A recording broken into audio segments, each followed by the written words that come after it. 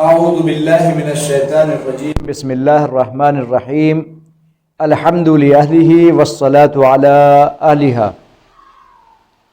ناظرین محترم، آج ہم ایک ایسے موضوع پہ گفتگو کرنا چاہتے ہیں کہ جس کے سلسلے سے بہت سے سوالات ہمارے سامنے آتے ہیں اور آپ نے بھی ملاحظہ کیا ہوگا۔ سب سے پہلا سوال یہ ہوتا ہے کہ جناب آدم کی نسل کیسے چلی؟ آج ہم نسل جناب آدم، آدمیت کس طریقے سے چلی، یہ نسل کیسے پھیلی؟ آج جو یہ اعتراضات کیے جاتے ہیں کہ جناب آدم کی نسل بیٹا اور بیٹی کے ذریعے سے، یعنی بھائی اور بہن کے ذریعے سے چلی ہے، آیا یہ بات صحیح ہے یا غلط ہے، حقیقت ہے یا حقیقت سے بہت دور ہے؟ آج ہم آپ لوگوں تک یہ پیغام پہنچانا چاہتے ہیں۔ ہو سکتا ہے یہ بات بڑی ایک عجیب سی بات ہو، لیکن کیونکہ علمی گفتگو ہے،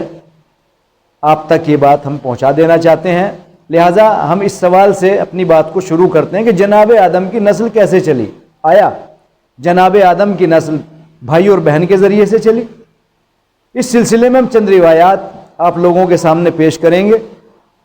آئیے اس سوال کا جواب دیتے ہیں کہ جناب آدم کی نسل کیا بھائی اور بہن سے چلی؟ اور اگر یہ اعتراض ہوا بھی ہے، اگر لوگوں کے درمیان یہ بات آئی بھی ہے، تو یہ آئی کہاں سے؟ ایسا یہ بات پھیلائی کیوں گئی؟ کیا یہ حقیقت ہے کہ بھائی بہن سے چلی؟ یہ ایک پروپیگنڈا ہے، اس لیے کہ میں تو، یا جو بھی صاحب شعور اور صاحب فکر ہے، جو اچھائی کو اچھائی اور برائی کو برائی مانتا ہے، میں تو یہ کہتا ہوں کہ وہ کبھی اس بات کو تسلیم نہیں کر سکتا کہ جناب آدم کی نسل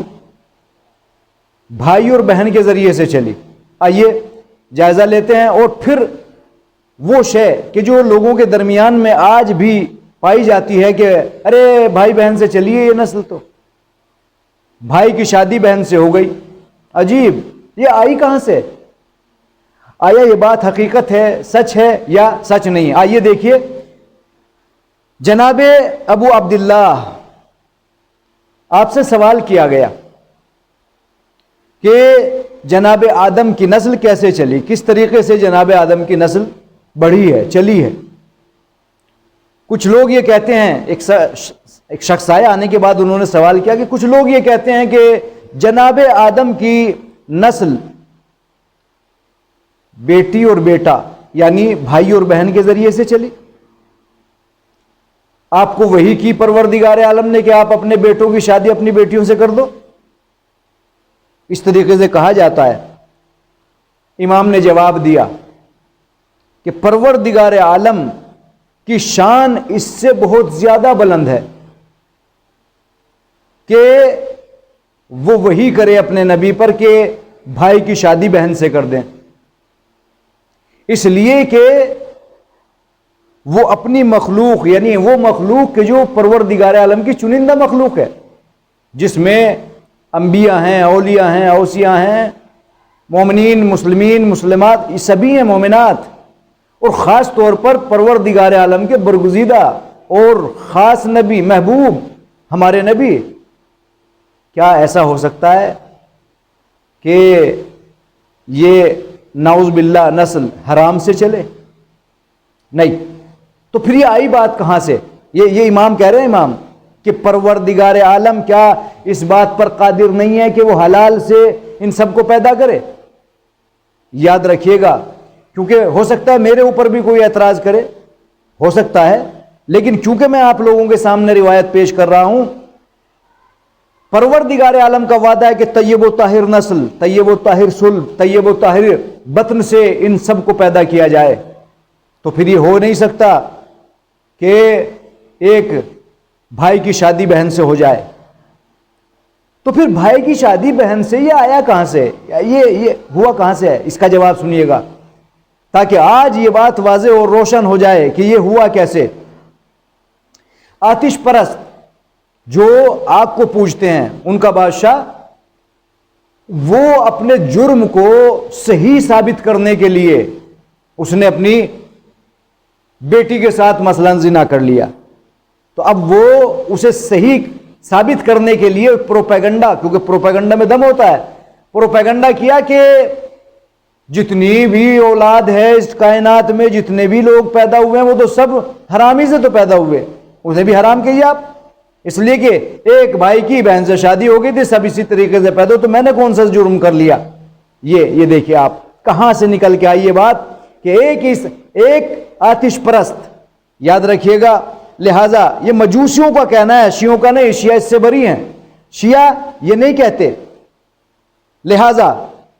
شیعہ بری ہیں، اگر کوئی روایت ملتی بھی ہے تو وہ تقیہ کے طور پہ مانیے گا، ایسے نہیں۔ تو پھر یہ بھائی بہن کی روایت آئی کہاں سے؟ یاد رکھیے گا، روایت میں ہے، ابو حمزہ صومالی راوی ہیں کہ اللہ نے جناب حوا کو 20 بیٹے اور 20 بیٹیاں پیدا کی، عطا کی پروردگار عالم نے ان سے 20 بیٹے اور 20 بیٹیاں، ہر بیٹے کے ساتھ ایک بیٹی پیدا ہوئی، لہذا پہلے حابیل اور حابیل کے ساتھ ایک بیٹی اقلیمہ نام، دوسرے قابیل کے ساتھ بھی ایک بیٹی پیدا ہوئی جس کا نام لوزا۔ اچھا، جو حابیل کے ساتھ پیدا ہوئی تھی وہ تھوڑا بدصورت یعنی دیکھنے میں، اور جو قابیل کے ساتھ پیدا ہوئی لوزا وہ خوبصورت تھی۔ جناب آدم نے جب یہ دیکھا کہ ایک ساتھ پل رہے ہیں، بڑھ رہے ہیں، کہیں ایسا نہ ہو کہ کچھ جنسی خرابیاں پیدا ہو جائیں، تو جناب آدم نے اپنے بیٹوں کو بلایا، اور بلانے کے بعد دونوں کو جناب حابیل سے کہا کہ میں تمہاری شادی لوزا سے، اور قابیل سے کہا کہ تمہاری شادی میں اقلیمہ سے۔ تو قابیل اکڑ گیا، کہا کہ میں کیسے کر لوں، یعنی بدصورت سے میں شادی کروں، خوبصورت سے وہ شادی کرے۔ بس یہاں پر رک کر میں ایک پیغام آپ لوگوں کو دینا چاہتا ہوں کہ سب سے پہلا انسان کہ جس نے باپ کے اس مقدس قول کی اور رائے کی مخالفت کی وہ قابیل تھا۔ تو میں اپنے جوانوں سے یہی کہوں گا کہ جوانوں، ماں باپ کا ایک مقام ہے، باپ کا ایک بلند مرتبہ ہے، ان کے سامنے اپنی آوازوں کو بلند نہ کیجیے۔ یہاں قابیل نے باپ کے مقابلے پہ آ کر کیا کہا کہ میں بدصورت سے کروں اور خوبصورت سے، تو جناب آدم نے کہا کہ میں قرآن نکالتا ہوں، اور قرآن جس کے نام نکل جائے لہٰذا وہ اس سے شادی کر لے۔ پھر وہی ہوا، چونکہ معصوم تھے، نبی تھے، قرآن نکلا جناب حابیل کا لوزا سے اور قابیل کا اقلیمہ سے، لیکن پھر وہی بات ہو گئی، حسد، بغض، یہ تمام چیزیں ایک ساتھ تھی۔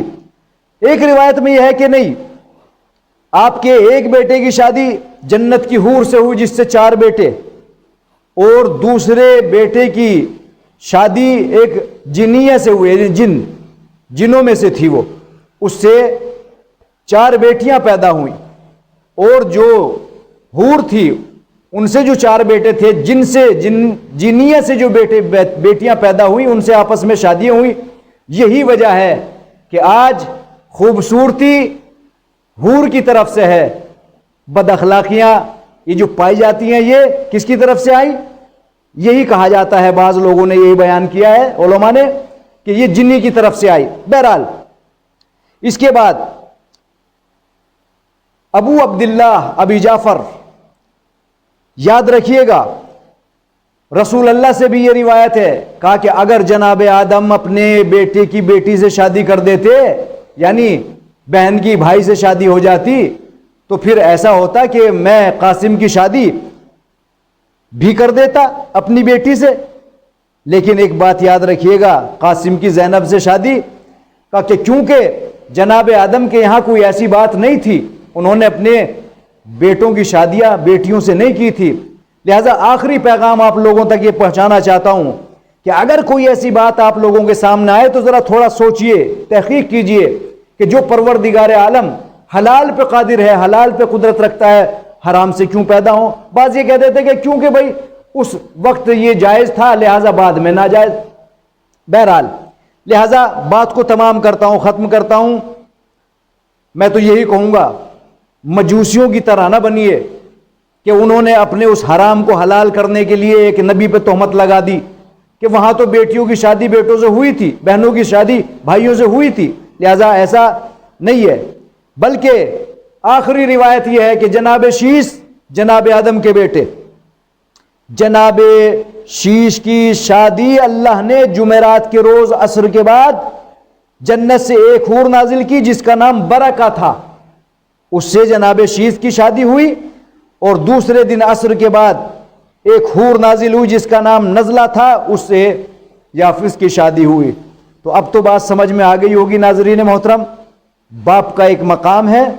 باپ کی رائے پہ اپنی رائے کو بلند نہ کیجیے، باپ کی آواز پہ اپنی آواز کو بلند نہ کیجیے، اپنی رائے نیچے رکھیے، باپ کی رائے کو آگے رکھیے، ورنہ تو